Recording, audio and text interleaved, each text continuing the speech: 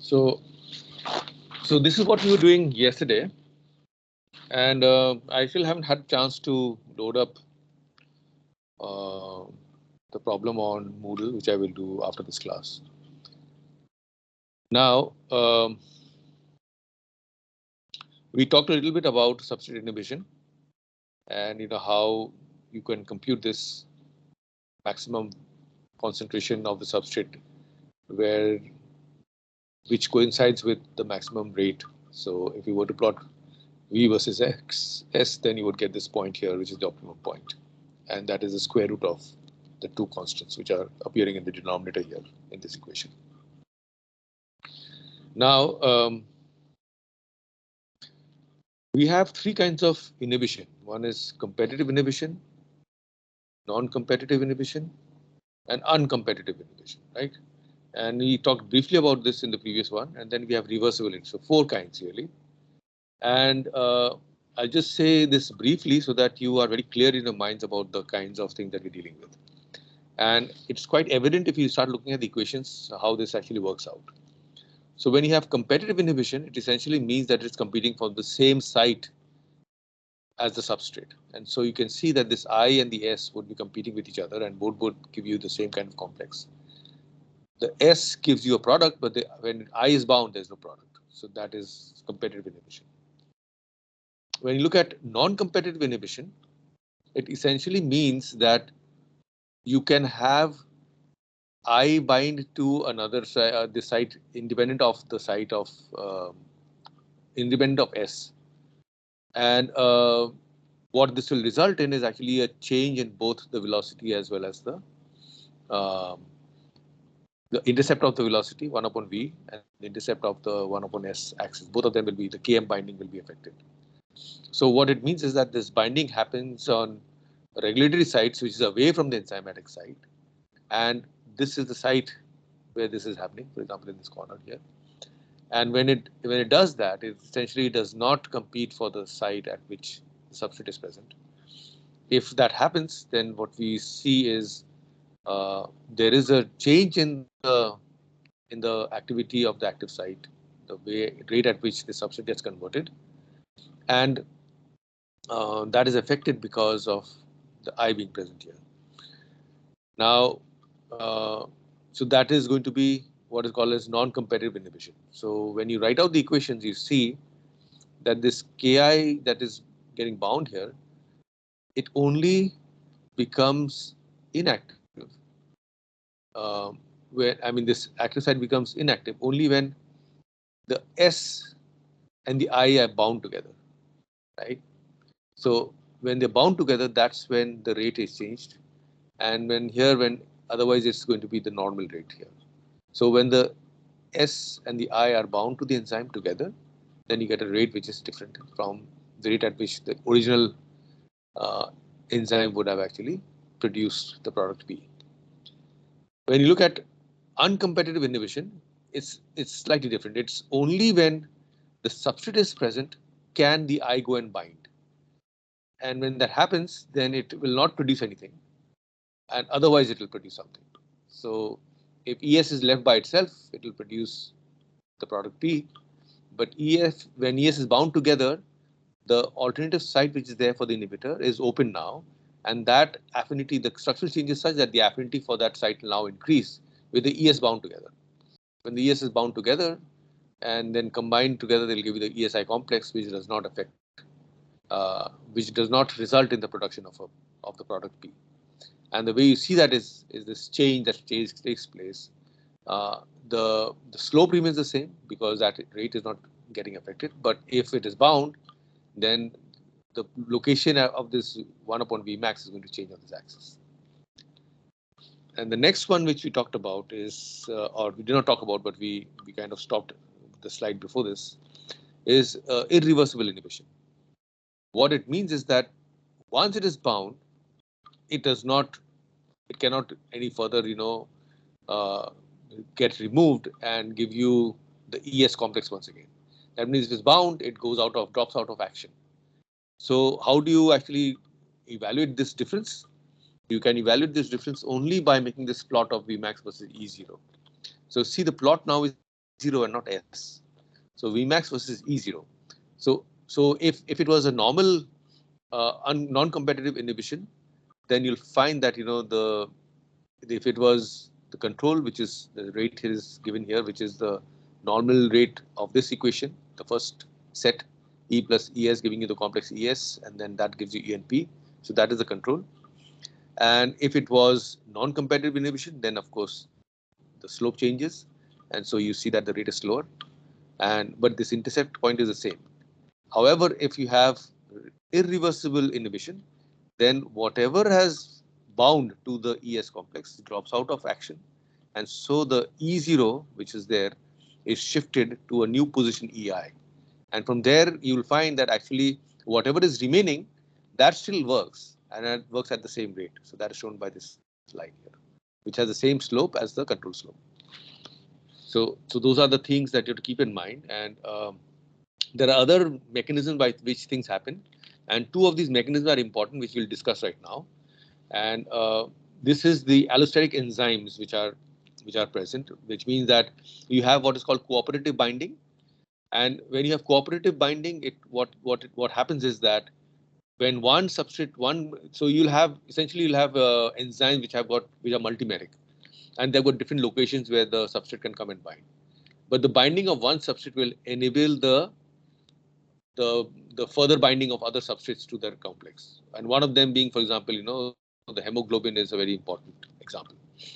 So when oxygen bound to one of the four hemes will permit the binding, further binding, and increase the sensitivity of the binding of the next oxygen to the other heme compounds, hemoglobin groups which are present. Now you see here um, the way this works out is that you would actually see that the factors that are going to change the conformational side which is there for the enzyme uh, would be such that it would actually enhance the activity of the enzyme, overall activity. And what you'll find is that there is a shift which occurs because the Michaelis-Menten plot no longer holds good. And if you were to plot this experimentally, what you'll find is that you'll get a sigmoidal curve rather than a hyperbolic curve. Now, because of this, when you model this equation and if you were to model it as a non-cooperative binding, the result is, if you work out the equation, the result, which would be this kind of a reaction scheme, the result will be something of this sort, and this would reduce back to the form of the Michaelis-Menten kinetics. And this would be again hyperbolic in nature, and therefore it would not be complying with the experimental results, which would be sigmoidal in nature. Sigmoidal means there is a small delay and then there's a shoot up, right? All of you know what the meaning of sigmoidal versus hyperbolic curves in this context? Yes, sir. Okay. And so if you were to model this as a cooperative binding, then what you'll find is that you get a more complex set of a more complex result here, where each binding is permitting the binding of the next one. So you'll find that there's the first one which has got a rate alpha, the next one has got a rate beta, and the third one has a rate gamma. So as you work this out in details, so you'll find that the activator, as they move forward, they start enhancing the rate at which this binding takes place. And uh, you could try this out. I mean, it's a little lengthy in terms of the algebra that you have to do. But the same principles, like I said in the first class, yesterday's class about the first group of Michaelis-Menten derivations, the same principles apply. That means you'll have to define the P in terms of the rate of change of ES. ES would be something that you can't measure easily, therefore you'll have to eliminate that from the equation. ES can be given in terms of an enzymatic balance, and in this case it will be all of these intermediate versions that you see. So E plus ES plus SES or ES would be, so these two are equivalent, ES and SE are equivalent. So SSE would be the next group, and then that plus all of this together would give you the E0 which is there. And so that's one balance you get. Plus these rates are marked out as different. So there's an alpha case here, as you can see, which is And so as you add more and more factors, you'll have more groups coming in. And finally, when you work this out, so for this group, you'll get this result. But if you were to make this a tetramer, then you start getting the other subsequent results which are present. So now, this results in what we call the Hill equation. So the Hill equation comes with a one more additional um, constraint, that is that these values are low. That means you have a significant amount of cooperativity taking place. So if that is true, then the highest term, s to the n, which is the highest, will dominate. If that dominates, then you ignore the lower order terms and you get something of this nature, and then you'll find that you have something of this kind as shown here. So in general, it will be v by v max is equal to s to the n by k. Normally, sometimes it's written as kn also, k to the n also, but here in this case we are using k prime plus s to the n. And useful form of this is that you take the log, you separate this out, take the log version of this, and in that case, when you plot this versus this log of s, you essentially get the cooperative factor which is there, or the Hill constant. So this is like a switch. The higher the value of n, the sharper is the switch. So the sigmoidal shape, which is like an S shape in the first quadrant, it looks like an S-shaped curve of this kind. And the unit step function is just a square shaped switch from on to off and off to on. So you essentially see a step change like that, but that is getting approximated by a sigmoidal function. I wish I could draw this out. It's very easy to draw this out, but if I do this, maybe at the end of the class, I'll try it out so that, we can, after I switch off the recording, so I can try out a few things, see how it goes. All right. So you can see here now that, like I said the other day, that we have 2 layers of, or rather, I said 4 layers of communication that we have. But here I'm just breaking it up into 2 categories. So you have the signaling molecules giving you secondary messages, giving you genes transcription. And the other group is the proteins that are working on substrate giving you metabolism. Really, but this can be connected. Signaling molecules to secondary messengers to gene transcription, but you can say signaling molecules to gene transcription to proteins to metabolism. So that is what I said yesterday, but here I'm grouping this out because this category is one level of control and this category is another level of control. So you can control the metabolism, regulate the metabolism by just looking at this category where you have activation and inhibition of the proteins, where you have allosteric control or control based on proteins already synthesized, pre-synthesized proteins which are there. They also have a control at their level. So you could carry out these experiments by taking the proteins and putting it into petri dish, or in a lab, do it in a shake flask or in a vial. So you could do those experiments of activation and inhibition of the protein separately. Whereas this would require a little more sophistication. You'd have to essentially have cloning in place where you could change the way the transcription works. So that's one level deeper than this one. So that's how you look at the regulation. So one level of regulation is here, another level of regulation is there. Now we'll talk about this regulation now, which is the regulation on the right hand side, which is regulation of the enzyme at the level where we are looking at the metabolism. And the reason why we are doing to do this, I'll kind of summarize this at the end of the lecture. Okay. Now let's imagine what's there inside the cell. So if you look inside the cell, you'll find that you have at this level, like the one I told you right now, level of the proteins, and from the protein going to the metabolism. So you'll have enzymes, substrates, products, and intermediate metabolites. And then you have the regulatory signals, which are the molecules that are present at large amounts. So these are the compounds that are present in the milieu which are going to control this. The entities that are continuously interacting with each other, those are really innumerable. You have the proteins which are going to interact with proteins. You can have proteins interacting with RNA, and you can have a whole host of things happening inside the cell. And then there are special groups which are there present. For example, you can have molecules of or rather receptors which are present on the membranes, and they are carrying out functions. So you can have a group of receptors doing one kind of work, another group of receptors doing another kind of work. And then there are patterns which are simpler in the overall complexity. So, and when you're looking at enzyme substrates and products, then we say that these patterns are simpler.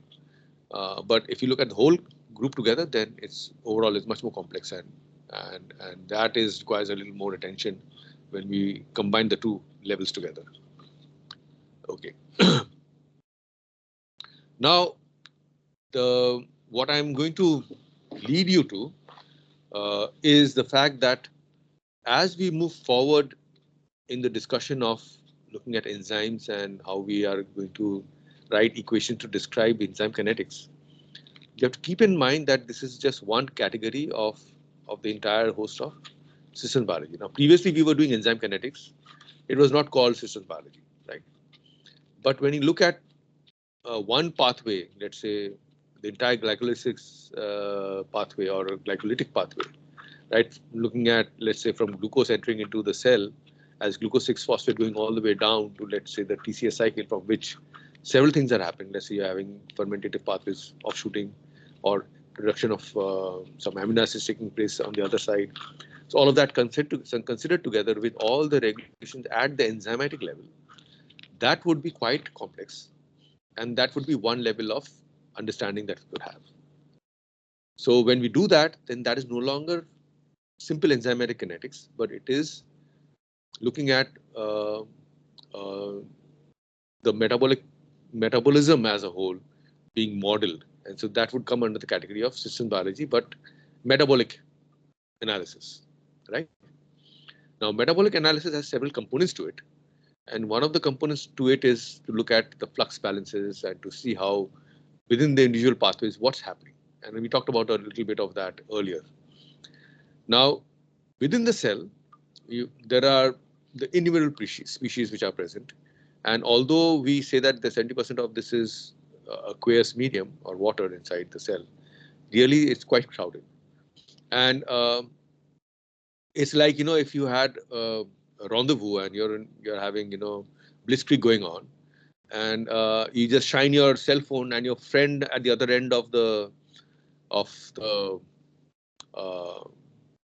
crowd is able to see your cell phone and then shouts back to you, and you're communicating each other, and in no time you're just joining together and well, let's dance together kind of thing, right? So that is one way to imagine the whole thing. So it's as difficult as that for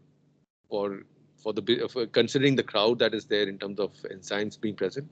So how is it that they are communicating within this milieu is really a question that is still not completely answered.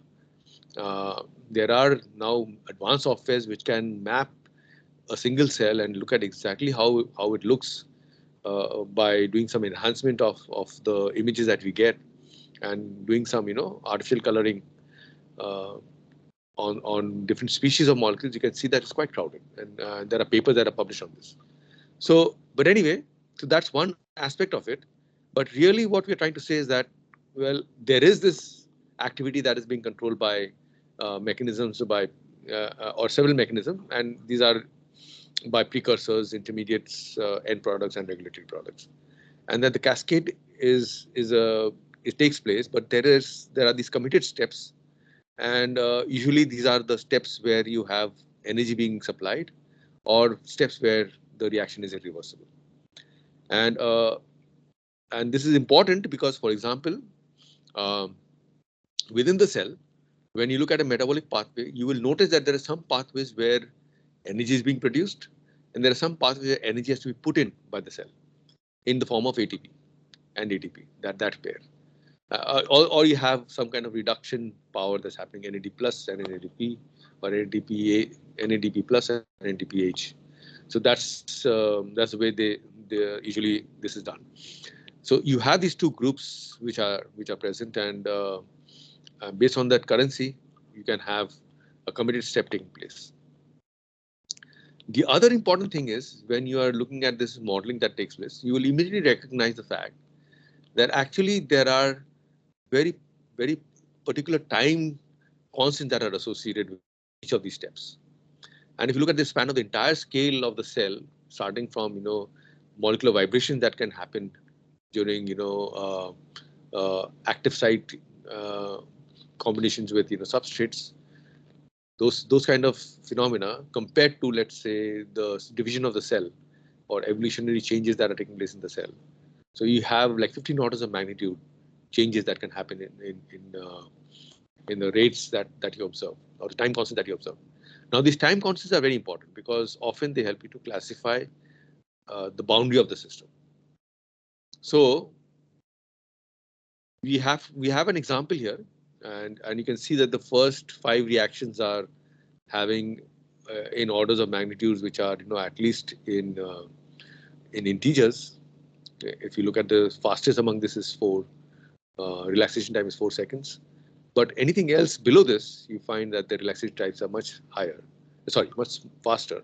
So you have much smaller values here, and 10 to the power of minus 2 is the order of the rates at which these reactions are taking place. So you can see that there's a whole range of, even when you're looking at reactions that are there within glycolytic reactions as a group, you'll find that there is a range that over which these things happen. So, and the implication of this we will discuss subsequently. So what have we learned so far? So, and let me put this up and let me discuss now in a summarized form what have we learned so far. So what we have been doing is looking at enzyme kinetics, and we have been trying to say that, well, there are certain ways in which you can write these equations. Now, the basic and most easiest form of writing an enzymatic kinetic is the Michaelis-Menten form, where you say that the rate of change of or the synthesis of the product P is equal to Vmax S by Km plus S, or that V is equal to Vmax S by Km plus S. So that's the simplest form, but the simplest form is already hyperbolic, and it leads to certain problems if you are doing simulations. Leave that aside. So now, from that simplest form, if we were to take this whole thing and then try to do a complete metabolic pathway, let's say just the glycolytic pathway itself, then you'll find that that becomes quite complex, because now you have nonlinear terms coming at every step of that glycolytic pathway. And if there is no other participant, which there is, I mean, even if you were to make the assumption that they were all following Michaelis-Menten kinetics, then to write a set of equations that were having all Michaelis-Menten kinetics throughout, and let's say you have 25 reactions or 30 reactions, to integrate that itself would be quite a task if you were to carry out that computationally. Okay. So now we go back and think about the two classifications I made in terms of the control or regulation. So one regulation was you are looking at the signaling molecules going all the way to gene synthesis, and the other regulation that we looked at was to look at the proteins and the metabolic pathways, right, going down to the metabolism. So in the proteins going to the metabolism, there is a regulation that takes place at the level of allostatic control, where we have compounds that are synthesized going and giving a feedback and controlling that reaction, right? So what we are saying now is that at this level, when we are not considering the genetic level control, but just looking at the allostatic control, we already have a feedback that is coming into a nonlinear system, right? In the sense that we have got an equation that is a Michaelis-Menten equation, and then you have feedback coming in. And the moment the feedback comes in, you have a situation which is going to be quite intensive in terms of computational burden. So that said, now we have to keep in mind that when we are going to do this modeling, if you're doing metabolic modeling only, then the window is the window of interest I've shown you on this screen right now. That means you're looking at essentially maybe even smaller than that, 10 to the power of, actually fine. We are just saying there are some other components here, but really the window of interest is more or less in this region. More like 10 to the power of 2. I mean, I need to shift it a little bit left. 10 to the power minus 2 to 10 to the power of 2 is what I will look at. That's what I would be looking at. If I were to look at cell growth, then I shift it, which is the current window, which is right now here. So 10 to the power minus 2 to 10 to the power of 2 would be the window for enzymatic reactions in terms of metabolism that we're trying to describe, and cell growth and other things would be just right now where I place this window at. So, and I could slide this window or expand this window depending upon the model that I would like to write. Okay. Now, this has also another implication which we'll see later on, and that is that these genetic circuits or these feedback regulation or the feed-forward regulation that we see in enzymatic level at the metabolic level, or the genetic control at the level of operons, those are going to be very different in terms of their timings, but they all have a timing circuit. And it's very surprising that these timing circuits are very well tuned. So for a certain organism, you have a certain timing circuit, and that may not be true for another one. And the reason is very simple, because the way they have evolved and the environments in which they have actually grown, in the natural environment in which they have grown. Those are the things that would actually affect the final time scale that you see for a certain organism. And it's very easy if you go to KEGG and you choose an organism, and for the same pathway you choose another organism, you'll find that the control that you see is going to be very different. And I'm going to skip this slide because I wanted to come to this slide here. I'm going to skip those two slides. So to continue in the continuity of what I'm trying to say now is that we would have regulation of this kind, or control of the enzyme activity of this kind, if we just looked at the pathway structure. So there are usually, if you look at the metabolites A going to B, there are sometimes structures where you have more than one enzyme catalyzing the same reaction. That means catalyzing A and taking it to B, there could be two different enzymes which are there. So these are isofunctional enzymes, and they would be affected by different products. So let's say F on this branch would affect, let's say, the upper enzyme, and G on this branch would affect the lower enzyme. So those are the ways in which this would be affected, and there are examples of this. We'll talk about that in the next slide, maybe, or slide or two. But if you had only one enzyme which would be catalyzing or converting A to B, then you could have a cumulative inhibition if it is sensitive to both F and G. That means F would have reduced it, let's say, by 20%, and G would reduce it by another 40%. So total would be 60% reduction in negative feedback if that was there. And if it is a positive feedback, then of course, you'll have a different way to look at this problem. You could have sequential things happening. That means the thing could break up.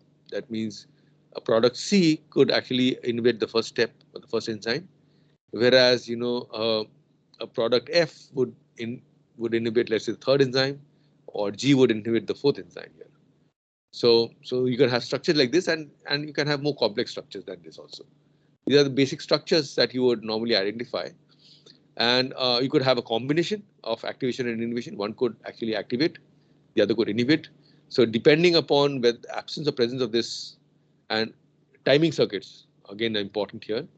Which one is active at what point of time is also important, because if you have, normally when you have both negative and positive acting on one enzyme, and if they are timed well, then you would get what is called a impulse signal, or a signal that is like a blip. It just goes up and down, and that would trigger. It acts like a trigger for some other things to happen. So we could later on look at those examples, but right now we can see that activation inhibition is also one of the mechanisms which could act on just one of the enzymes which are present here. All right. So one example that we see here is if you were to look at E. coli and try to see the aspartic acid pathway for E. coli and compare that to the C. glutamicum, which has the same pathway, then you'll find that E. coli has a more rigorous control where compared to the C. glutamicum. So C. glutamicum only has inhibition, whereas E. coli has inhibition and repression. So the dotted line is showing you repression, and the direct line is showing you inhibition. So E. coli has also 3 isoenzymes for the first step, aspartate going to aspartyl phosphate, and it has different kinds of regulation depending on what is coming back as a signal to this first step. So, and So I had a question here. yeah. Go ahead. So how exactly would you distinguish inhibition and repression? Inhibition and repression. So inhibition Yes. is so inhibition is when you have the molecule coming in and uh, attaching to one of the allosteric sites, and repression is actually deeper. So it would be at the level which is not. Yeah, you're right. So the repression would be at a level which is where the changes occurring at the level of the operator sites or something like that within the codons, right? So it's slightly different. You're right. Right. So But this is the but anyway, if you leave out the repression part of it and you just look at the isoenzymes which are present here, you would have a cumulative inhibition taking place at this position here, where you have more than one enzyme activating aspartate to aspartyl phosphate. Clear? Okay. And so also you'll find here the enzymes methionine synthesis, which would be here. There are about 25 enzymes here, and you could just at this level model the whole thing here. Now, none of this is showing you the directions in which you actually have the control, but that detail is missing from here. But the pathway from aspartate going to methionine is shown here, and of course, methionine is a very important amino acid, and it has many more downstream components which are not shown here. It's shown here only as an endpoint, but actually it's not an endpoint. It goes further down. And none of these are endpoints really, unless they are being synthesized in excess and thrown out of the cell. But if they are inside the cell and under normal conditions, they would all be contributing to protein synthesis or some other function. Now, when we look at just this as an example, or if we take any other example from KEGG, we could actually write out a set of equations to describe how, let's say, aspartate finally gives you methionine, right? And it would be a set of a series of differential equations where the rate of change of each species is dependent upon the enzyme. If you're looking at repression, like I said earlier, then you'll have to look at the rate of synthesis of that enzyme that is taking place. And if you're looking at inhibition, then you'll only be looking at the rate of change of the kinetics that is taking place at the level of the enzyme itself. Okay. Now, the question is, if we have these set of equations here and just working out, so there are about 25 species here, I think, and you have got or 25, yeah, I forget now. You've got 8, 10, 11, 12, 11 reactions. Is it 11 reactions here? 11 enzymes, but 1, 2, 3, 4, 5, 6. I think if you were to work out it's not sure, not all of the details are given, but if you work out all the details here, you can kind of explain this in about 25 species. Now the question is, if I give you this problem and I asked you to write out a set of differential equations for this, how would you go about doing it? That's a question I have. So can somebody tell me?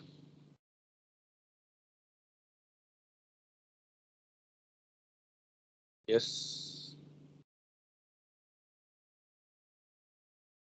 Ratnesh, are you there? Yes, sir. I am here, sir. Can you repeat this question, sir? So what I'm saying is, if I give you that I give you a metabolic pathway like I showed you here, where aspartate is going to methionine. If I leave that out and I tell you to look at KEGG pathway, and then I give you an amino acid synthetic pathway, and I asked you to write out a model starting from one point going to a certain fixed endpoint, which I could fix by looking at 10 reactions downstream. How would you go about doing it?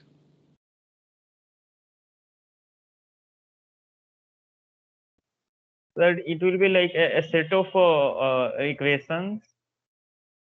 That's okay. That I understand, and I think that all of you would be able to easily figure it out. But I'm asking you the steps that you would go through. So let's say you are now at the KEGG. How would you go through? So suppose I give this as an assignment. I just give you an unknown pathway. Said let's say synthesis of tryptophan maybe. Okay, and I looked at that pathway and I told you starting from position A, you're going to position K, let's say. So that is the 13th, 10th, 11th position, right? JK. So 11 such reactions are there, and I ask you to write out a model equation describing this metabolic pathway. How would you go about doing it? What are the things I you guess would do? we'll first look at the different reactions that are undergoing. So we'll probably make an equation for each reaction, and since like the reactions are interconnected, we'll have some variables which are present in multiple equations. So we basically have a system of equations which like can be solved using like linear algebra methods. So what you'll have to do is you'll have to go to the KEGG, and then I showed you one link which is there which gives you the reaction. So you have to click on the reaction and then compile all the reactions one after the other, right? So if I give you 11 steps, then you'll have 11 such steps which are there, such reactions which you would have to account for. Now, in each of those 11 reactions, you have to go now become species specific. Let's say you choose E. coli as your species. Then using E. coli and a fixed species, let's say some strain, I think 1468 or something like that. Okay. So there are these normal strains which are used for doing all the cloning, and so most of the data is there for one of the species, one of the strains. So pick up that strain, and for the same strain, go to each of those enzymes and click on those enzymes and find out what are the Km and Kcat values, right? And fix those, and so those are the values that you will get for the parameters. So now you will have a table with all the set of parameters that are required. Then you go and do a search and find out the initial conditions which could prevail in a cell. Normally, what is the condition and concentration of, let's say, the starting point A of that enzyme, which is or the metabolite which is present in a cell, and that would become the initial condition. Now, this is an initial condition problem because you are having from that point going to all the way to K. You want to find out how each of these components vary. So you have the parameters. You have a set of coupled linear, nonlinear combination of linear, nonlinear equations. If you can make some assumptions, great. If not, then most of them would at least follow the Michaelis-Menten or the Michaelis inhibition kind of, or the inhibition kinetics kind of structure. And then you have this set of equations, and you integrate it with the initial condition, and then draw the profiles and say how is K going to vary. And then you can do other things. You could look at if certain mutation happens, if certain enzyme is absent, what happens in a branch point. All of those things you can do the analysis, right? So that would be a ordinary differential equation model for the entire system. Now, that is not going to be very.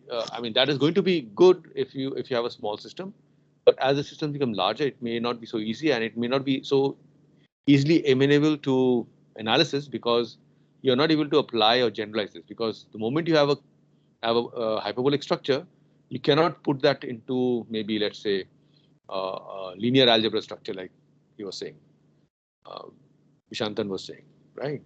So Yes, sir. Perhaps you were saying like differential equations, that kind of linear equation, like a system of linear differential equations. Perhaps, I think. no, if you see, then you are making an assumption, no. So the linearity and non-linearity, you have to be very clear what you mean by that. So the moment is hyperbolic, it's non-linear already. So the structure is already nonlinear. You cannot like group it into matrices of any kind so easily, because you will not be able to separate out the variable from the hyperbolic structure that is there, right? Because there's a plus sign in the denominator.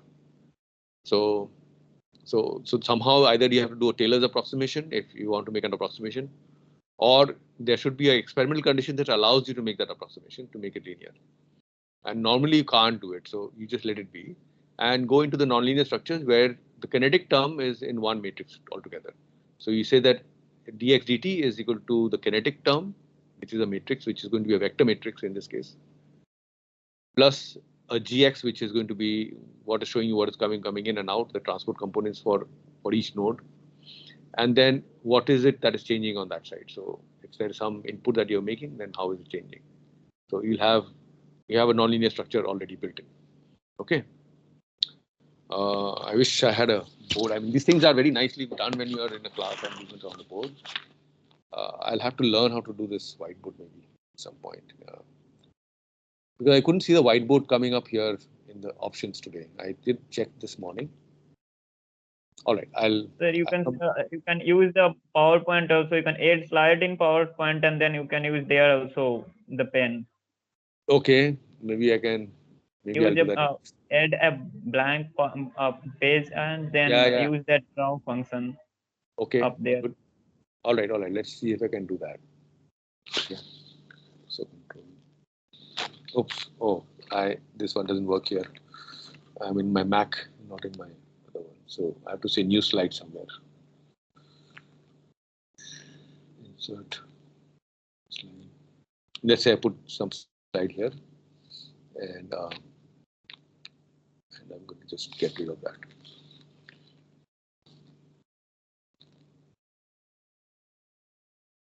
I have to go to slideshow to do this. So you can go to add sketch. Sir, it is up there. Draw. Where is it? Draw function. Yes, below that. That is home tab, and then insert, then draw. Okay. From there, so you can choose a pen right here. Okay, great. So, or I can use a equation also. Let me do this thing. No, let me just add an equation. Insert. Maybe an equation will be easier to show you. In this case. Oh no, it's going to take too long. I'll just do the pen like you said. So it's going to be, oops, it's not, let me do this one. Oops. So you have to check the draw bit trackpad. Huh? Sorry? No, I guess pen. It's working. This one, pen, pencil. Oh, this is what is here. So I think this is the one. So I don't have a way to, so dx, very funny, looks like I'm not having control over this, dx dt. And these are all vectors. I'm not able to show all of that is equal to f of. This is the normal nonlinear form that you'll get.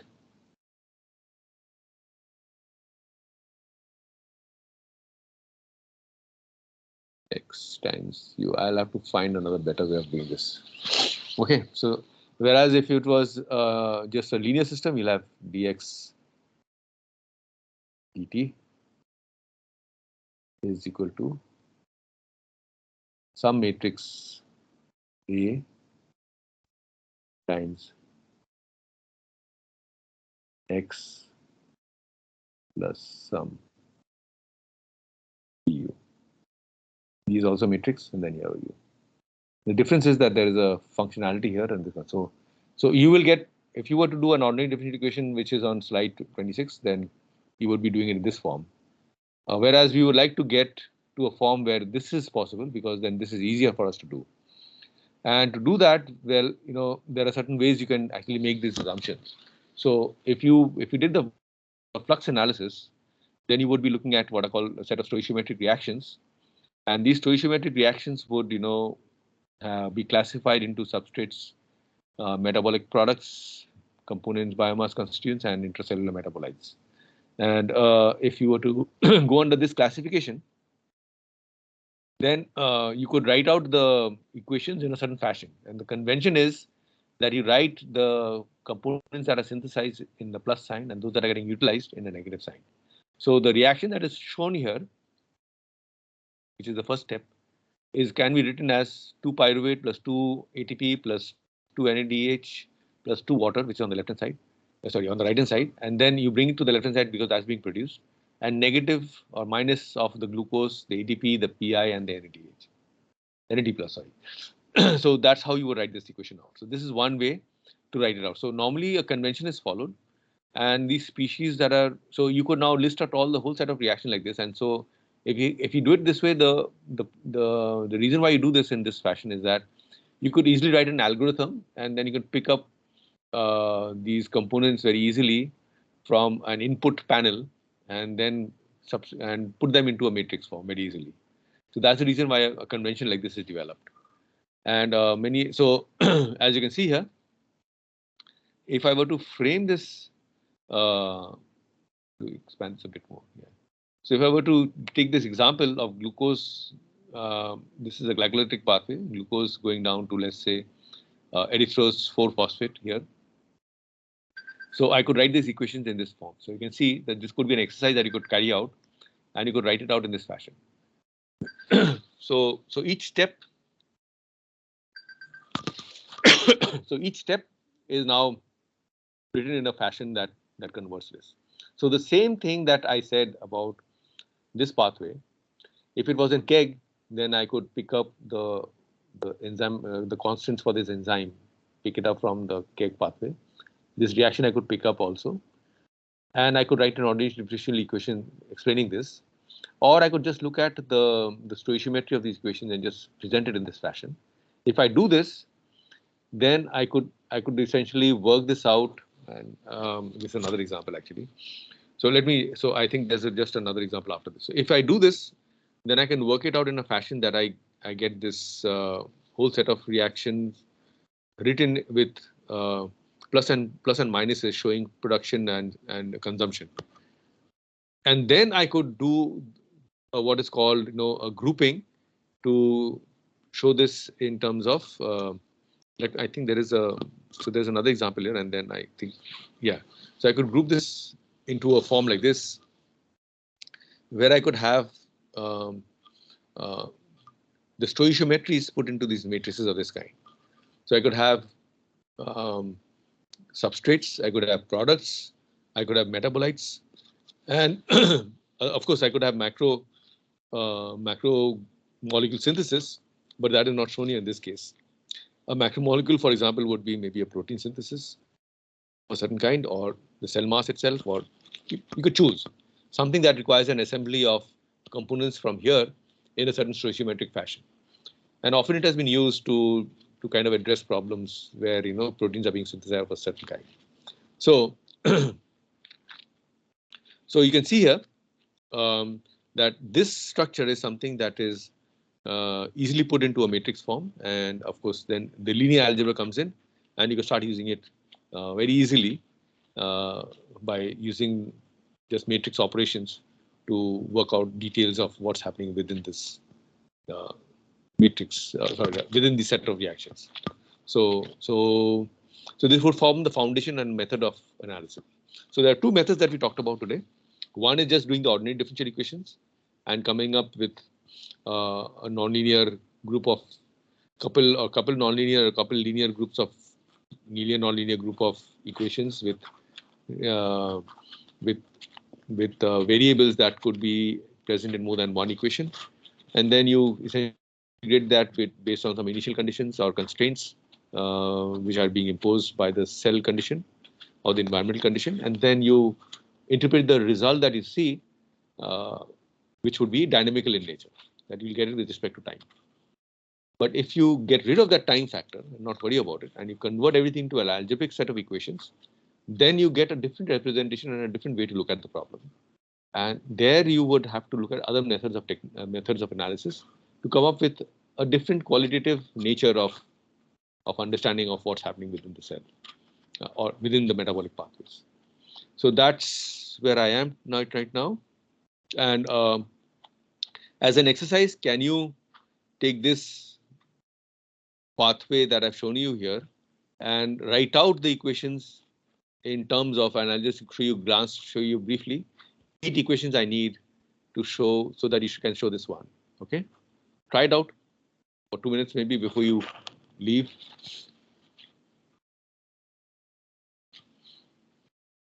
Oh, I should show that.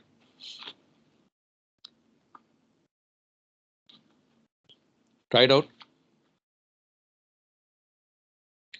So actually these are very well done if it's in the class, you know, you can sit down and have the students work it out, and I can go around and look at who's doing what. And I really miss that.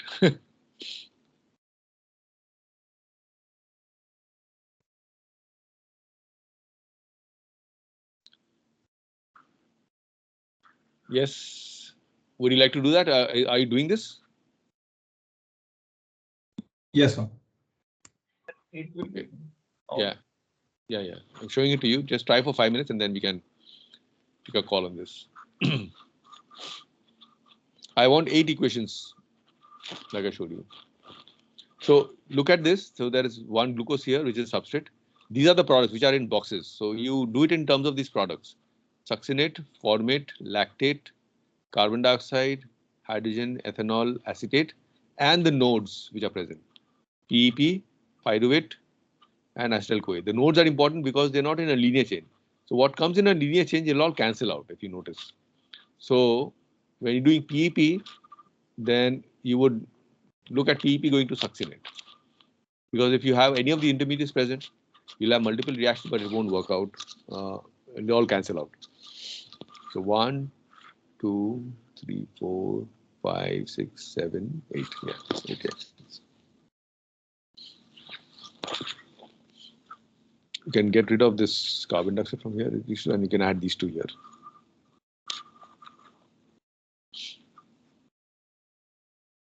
So succinate, glucose 1, 2. Your products are 2, of course. 3, 1. Oops. 1, 2, 3, 4, 5. 5 plus these 3. PEP, pyruvate, and acetyl-CoA. Phosphenol pyruvate, and acetyl-CoA.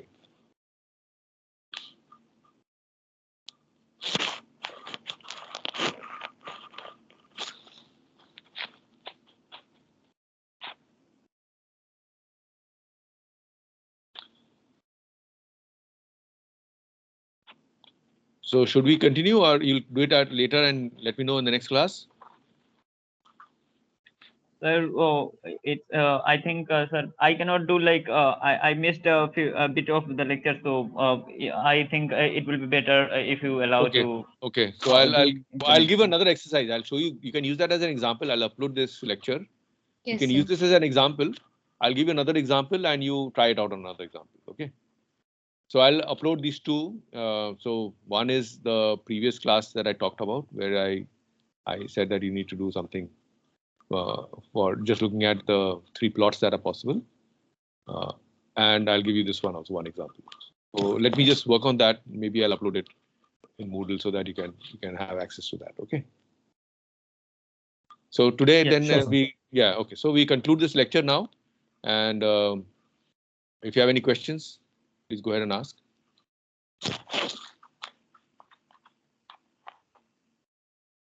Okay. So we'll stop now. Thank you. Bye. Thank you, sir. Thank you, sir. Thank you, sir.